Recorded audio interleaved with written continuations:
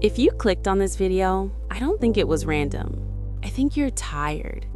Not just physically tired, but mentally exhausted, emotionally stretched, spiritually worn down. Maybe you smiled today, maybe you showed up, maybe you prayed, but deep down, your chest feels heavy, like you're carrying things you were never meant to carry alone. And I just want to start by saying this. You're not weak for feeling anxious. You're human. I'm not talking to everyone. I'm talking to you, the one who keeps it together on the outside, but is quietly unraveling on the inside. Let's breathe for a second. You don't need to rush through this. There have been seasons where I loved God deeply. I was praying, reading my Bible, trying to do the right things, but anxiety was still running my thoughts. I would wake up already tired. Before my feet even touched the floor, my mind was already racing. What if I'm falling behind? What if I made the wrong decision? What if God is silent because I messed up somewhere?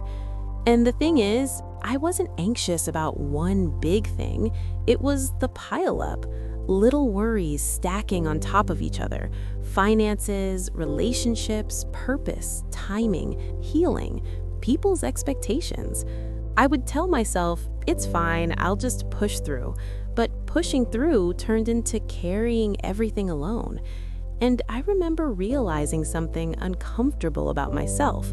I trusted God with my salvation, but not always with my daily life. I trusted Him with eternity, but not with tomorrow. There were nights I would pray, God, I give this to you, and then immediately start replaying every possible outcome in my head, like I was afraid that if I stopped worrying, everything would fall apart. And maybe that's you. You love God, but your thoughts don't rest. You believe His promises, but your heart still feels tense. You worship, but your mind won't be quiet. Sis, let me say this gently. That doesn't mean your faith is fake. It means you're tired of carrying weight you were never meant to hold. And God sees that. There's a verse a lot of us know by heart, but I don't think we always let it sink in. Cast all your anxiety on Him because He cares for you. 1 Peter 5:7. I want you to notice something small but powerful in that verse. It says, all your anxiety. Not just the big spiritual stuff. Not just the things you feel justified being worried about. The overthinking, the finances, the unanswered text, the future you can't see clearly yet, the fear that you're running out of time. God doesn't rank your worries. And then it says, cast. Casting isn't gentle. You don't carefully place something you cast. You throw it off because it's heavy. Which tells me this. God knows anxiety weighs you down. And then the reason, because He cares for you. Not because you prayed enough, not because you stayed strong, not because you handled it well, but because you matter to Him. Sometimes we read that verse like it's a suggestion, but it's actually an invitation. An invitation to stop carrying things that are slowly draining you. And here's what hit me personally. If God truly cares for me, then holding on to anxiety is like saying, I know you care, but I don't fully trust you with this part.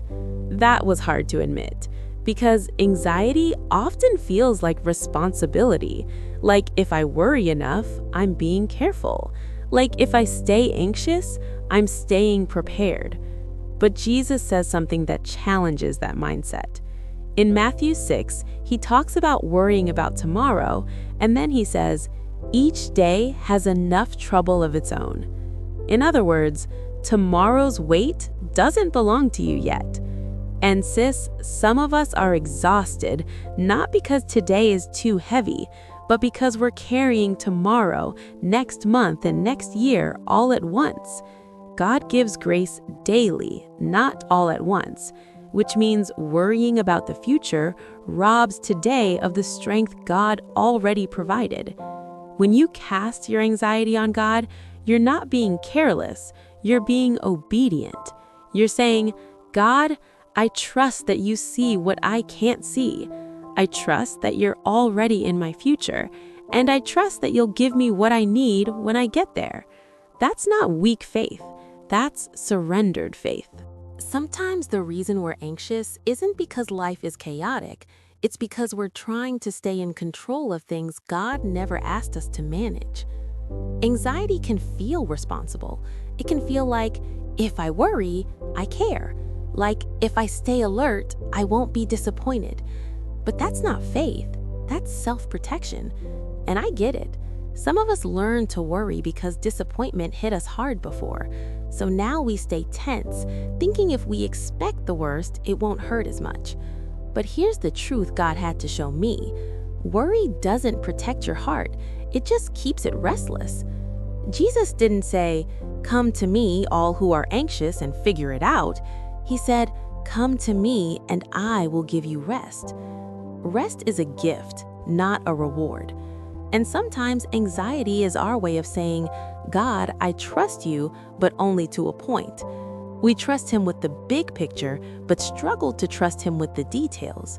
We say we've surrendered, but we keep checking on the thing we gave him. Sis, checking on it doesn't help it. If you've prayed about it, cried about it, and handed it to God, why are you still punishing yourself by replaying it? Here's the loving conviction. If God is sovereign, then you don't have to be. Letting go isn't giving up. It's stepping out of God's seat. And peace begins where control ends. So let's talk about the part we don't always hear. How to actually cast your anxiety on God in real life. Because most of us don't struggle with praying. We struggle with letting go after we pray. Casting your anxiety starts with being honest, not spiritual. Not, God, I'm fine, I trust you, but God, I'm scared. God, I don't know what I'm doing.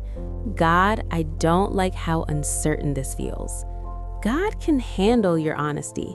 He already knows what you're feeling. He's just waiting for you to stop pretending. Then, after you pray, here's the part that changed things for me. You stop revisiting what you already gave him.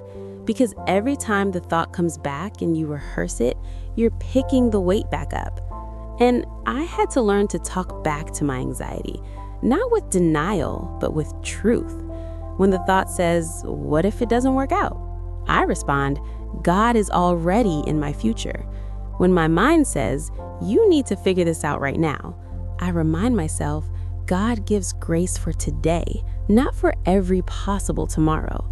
This is where Philippians 4 becomes real. It says when we bring our worries to God with prayer, his peace will guard our hearts and minds. Notice it doesn't say he removes the situation. It says he guards you. Peace isn't the absence of problems, it's the presence of God in the middle of them. Another practical thing, limit what fuels your anxiety. Sometimes we pray for peace but keep feeding our fear, scrolling, comparing, replaying conversations, imagining worst-case scenarios. Sis, peace requires boundaries. And lastly, be patient with yourself. Casting anxiety isn't a one-time moment. It's a daily decision, sometimes hourly. You're not failing because the worry comes back. You're growing because you're learning to release it faster. And every time you choose to hand it back to God, you're strengthening your trust muscles. That's faith in motion. Before we go, I want you to remember something. You are not alone in this. Your anxiety doesn't define your faith. Your fears don't disqualify your prayers.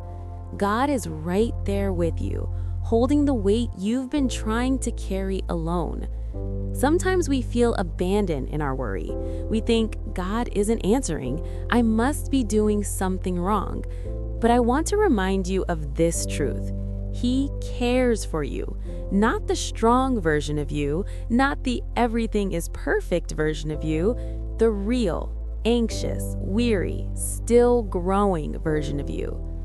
Sis, peace doesn't mean everything is fixed. Peace means God is enough even when it's not fixed yet. And here's the beautiful part. Every time you surrender, every time you cast your anxiety to Him, you are practicing trust. You are building resilience.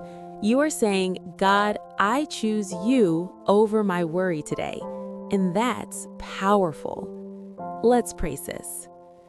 God, thank you for seeing every worry she's been holding. You know the anxious thoughts, the sleepless nights, the moments of fear. Today, we choose to cast these anxieties on you, not because we are strong, but because you are faithful. Teach her how to let go. Help her trust you with what she cannot control. Fill her heart with your peace and remind her daily that you are enough. God, let her feel your presence in the quiet moments, and may your peace guard her heart and mind, as Philippians says. Thank you for being her constant, her refuge, her anchor. In Jesus' name, amen. Sis, you've done a lot today. Even just sitting here and listening, even just realizing you can hand it over, that's a victory. So go forward knowing you are seen, you are loved, and your worries don't have to define you. Take a deep breath, cast it again if it comes back. God has you. And I love you for taking this step toward peace today.